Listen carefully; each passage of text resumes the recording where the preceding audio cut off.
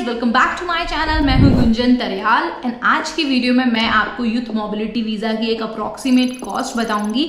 Approximate इसलिए क्योंकि जो जीबीपी का और आईएनआर का एक्सचेंज रेट है वो ऊपर नीचे होता रहता है एंड कभी ऊपर कभी नीचे, तो इस वजह से ये जो कॉस्ट है वो एक सर्टेन में कॉस्ट नहीं बता सकती।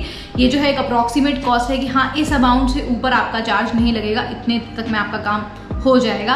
और इसमें मैं फ्लाइट की टिकट्स या फिर अकोमोडेशन जो आप यूके में आके आपकी कॉस्ट है वो सब मैं आपसे डिस्कस नहीं करूंगी, बिकॉज जो फ्लाइट है, जो अकोमोडेशन है, जबकि फ्लाइट मान लीजिए 1 लाख की भी हो सकती है, 25,000 की भी हो सकती है।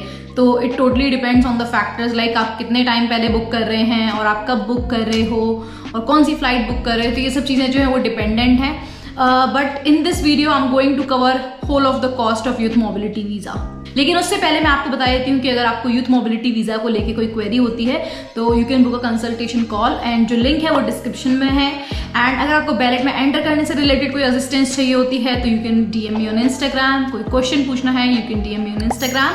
एंड लास्ट टाइम मैंने जो सिलेक्टेड कैंडिडेट्स हैं उनके लिए 2 मास्टर क्लास प्लान की थी जिसमें 60+ लोगों ने ज्वाइन किया था। हम लोगों ने एप्लीकेशन प्रोसेस, डॉक्यूमेंट्स को लेके और बहुत सारी चीज़ों को लेके, जैसे कि जॉब को कैसे अप्रोच करना है, रिज्यूमे, बहुत सारी चीज़ों को लेके बात की थी। तो इस टाइम मैं सेम प्लान कर रही हूँ, तो अगर ऐसी कोई भी अपडेट होती है I will mention in this video.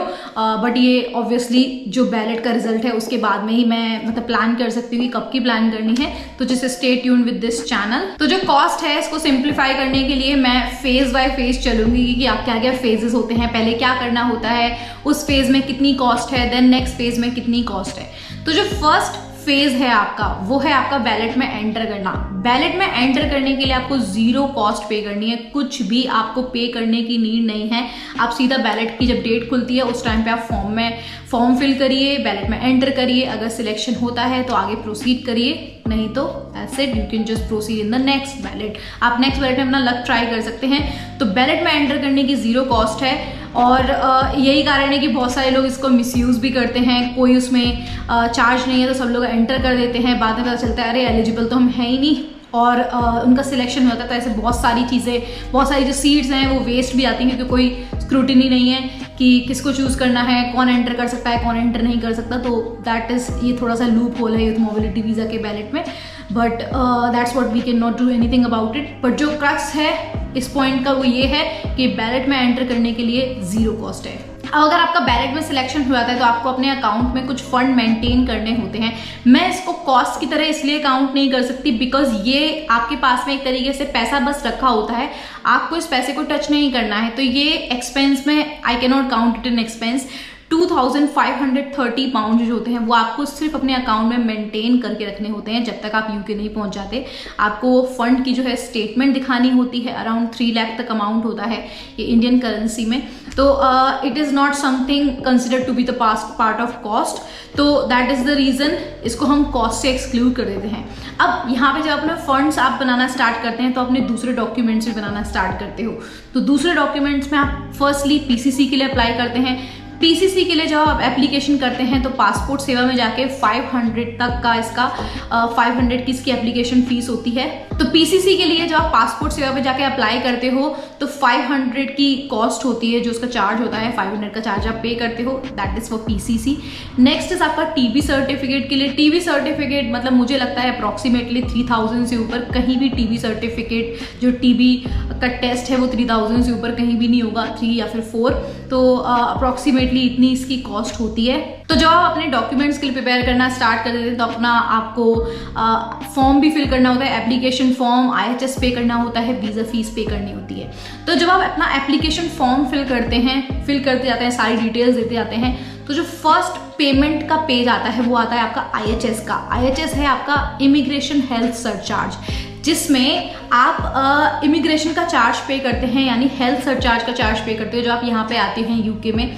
तो अगर कोई भी परेशानी होती है, कहीं आपको डॉक्टर के पास में जाना है, तो उसके लिए आप IHS का अमाउंट पे करके आते हैं। आपका हेल्थ इंश्योरेंस होता है यहाँ का। तो अभी यूथ मोबिलिटी वीज़ा के लिए 2 साल के लिए 2 ईयर्स के लिए 1552 पाउंड जो आपको अप्लाई करते टाइम ही पे करना होता है, वो अमाउंट आप पे करते हैं 1552 and that counts to somewhere around 1,80,000 मैं इसको बोलूँगी। 1,70,000 72,000 तक गया है सब लोगों का, बट मैं 1,80,000 एक मार्जिन के तौर पे रख रही हूँ कि हाँ इतना भी अगर थोड़ा रेट और भी ज़्यादा बढ़ता है तो 1,80,000 तक हो सकता है IHS का अमाउंट। नेक्स्ट जब आप ना IHS का अमाउंट पे कर देते हैं, IHS का अमाउंट पे करने के बाद देन आपको अपनी वीज़ा फीस पे करनी होती है। जो आप वीज़ा का अप्लाई कर रहे हैं, अपॉइंटमेंट ले रहे हैं, उसके लिए आप वीज़ा फीस पे करते हैं, दैट इज़ 298 पाउंड। और अगर इसको मैं इंडियन करेंसी में कन्वर्ट करूँ तो it will not go more than 35,000। 35,000 के अंदर में आप अपनी वीज़ा फीस पे कर सकते हैं। अब आपने अपना IHS पे कर दिया, आपने अपनी वीज़ा फीस पे कर दी, देन आपके पास में होती है अपने अपॉइंटमेंट की फीस। अगर आपकी अपॉइंटमेंट की जो सीट है वो फ्री है, जो जनरली फ्री ही होती है अगर आप टाइम से अप्लाई कर रहे हैं तो वो आपकी फ्री ऑफ कॉस्ट होती है, तो आपको उसका कोई चार्ज नहीं पे करना होता। बट इसमें मैं जनरली लोगों को रिकमेंड करती हूँ कि आप कोरियर सर्विस ले सकते हो और SMS सर्विस ले सकते हो, जिससे कि कोरियर आपके घर पे ही आता है।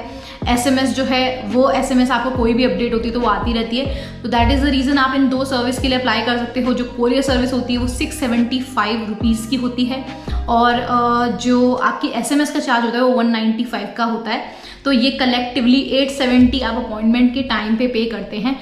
उसके अलावा आपको कुछ भी चार्ज उस टाइम पे करने की नीड नहीं है। अपॉइंटमेंट लेने के बाद में आपका काम डन हो जाता है, आपको अभी वीज़ा अपॉइंटमेंट तक कुछ भी पे नहीं करना है। देन आप जब अपनी वीज़ा के अपॉइंटमेंट के लिए जाते हैं तो वहाँ पे आपसे डॉक्यूमेंट स्कैनिंग का चार्ज लिया जाता है, दैट इज़ 3,250। और ये सेंटर टू सेंटर भी वेरी कर सकता है, किसी का कुछ और भी हो सकता है, बट अप्रॉक्सीमेटली इतना ही चार्ज होता है INR में, तो ये इतना आपसे चार्ज करते हैं। देन यहाँ पे आके आपका प्रोसेस खत्म हो जाता है। अपना बैलेट में एंटर कर चुके हो, डॉक्यूमेंट्स रेडी कर चुके हैं and after that application form fill कर चुके हैं, अपॉइंटमेंट ले चुके हैं एंड देन आपके घर पे आपका वीज़ा आ जाता है।